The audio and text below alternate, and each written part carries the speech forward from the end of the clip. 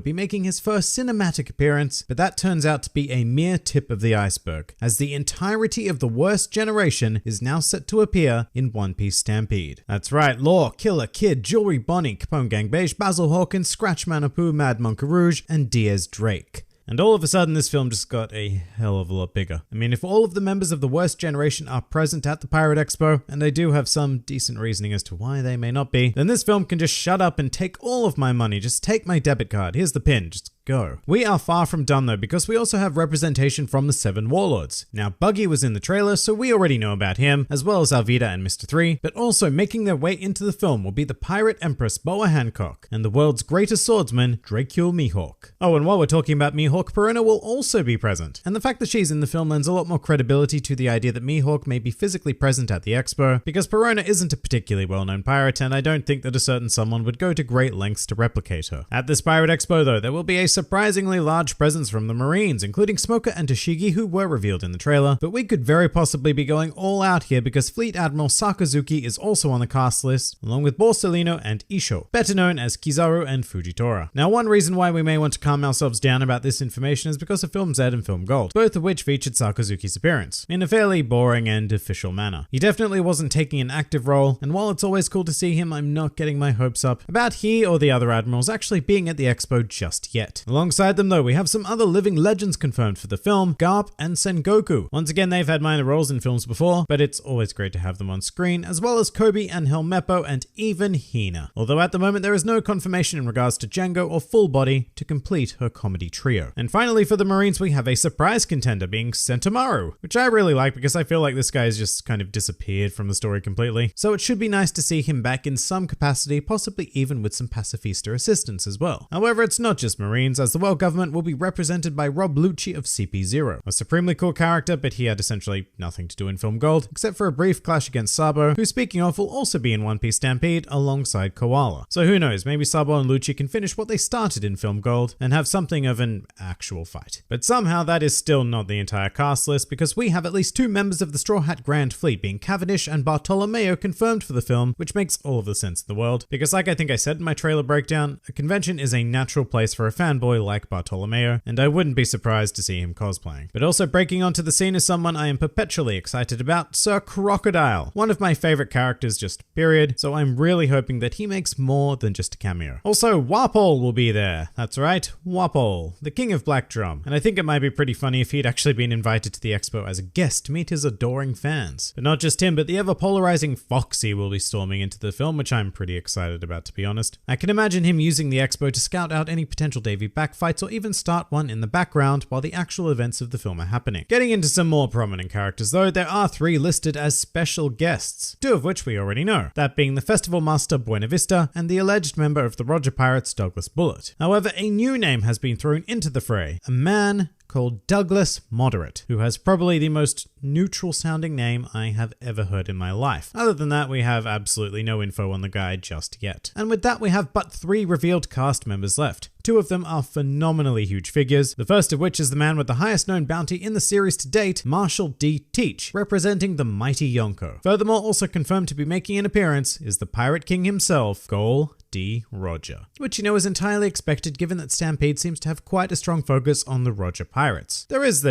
slight problem of Roger being dead though, so other than a flashback, how exactly could he appear? Well, this brings us to the final character confirmed to be in the film thus far, and this is going to sound incredibly anticlimactic, I warn you now, but it's Anne. Alright, who the hell is Anne? That is a very fair question. She is a non-canon character who appears in the One Piece Tokyo Tower live show, which you can find on YouTube if you're keen, but Anne essentially serves a very mechanical purpose during the show, and it has to do with her devil fruit, the Bijo Bijo no Mi, which is a paramecia type fruit that allows its user to create phantom projections of people. So during the Tokyo Tower show, Anne is basically the excuse to bring in a whole bunch of characters like Smoker, Ivankov, etc., and she is the sole reason why this cast list has begun to bother me. It's all well and good to be stating all of these names, but but with Anne deliberately plonked in there, there's every chance that many of these huge names are just going to be illusions conjured by her devil fruit. I mean, I'd be shocked if she wasn't involved in the expo somehow and her powers are used to make an illusion of Roger or something along those lines, which would be pretty cool, but sadly the same could also be said of Blackbeard or Mihawk, the Worst Generation, and yeah, as much as I really want to be excited about the sheer stack of characters in this film, Anne being here takes a bit of that away. And I really hope I'm wrong about this speculation, because it would be amazing to see all of these big names, even if they only made minor cameo appearances. And the last thing I'll say is that this isn't even the end of the cast list. The article ends with